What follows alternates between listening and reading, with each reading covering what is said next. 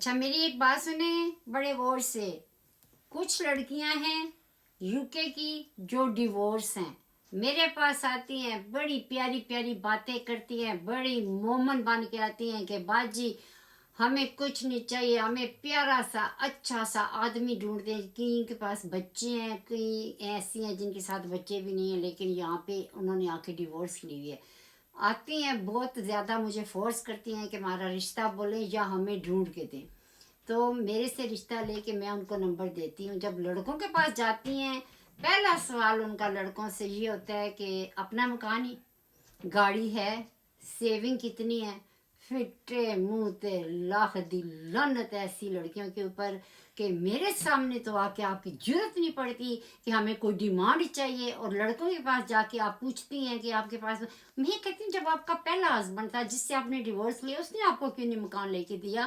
آپ نے ساری جو کسریں دوسرے لڑکوں پہ نکالنی ہیں. غریب کے بچے جو ماؤں کے آئے ہوئے ہیں، مکان بھی چاہیے، گاڑی بھی چاہیے. خود جاب کرو نا، پتہ لگے نا کتنی مشکل سے پیسہ کمایا جاتا ہے. اتنا آسان نہیں ہے پیسہ کمانا، اور اتنا آسان نہیں ہے زندگی گزارنا.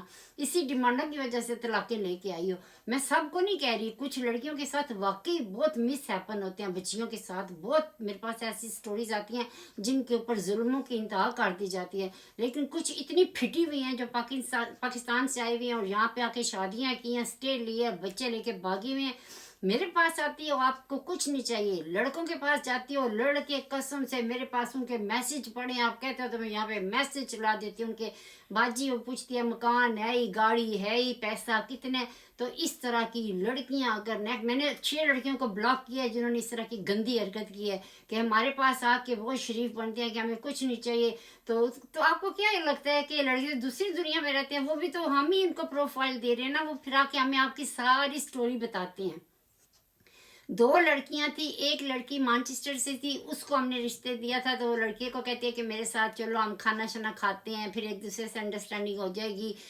ایک اس کا بیٹا تھا، بیٹا میں کسی کو دے کے تو چلتی ہوں. اس کے ساتھ گئی، 1 دفعہ نہیں 2 دفعہ نہیں. بچہ کہتے ہیں آنٹی میں نے کو اس کے اوپر 700-800 پاؤنڈ لگا دیا.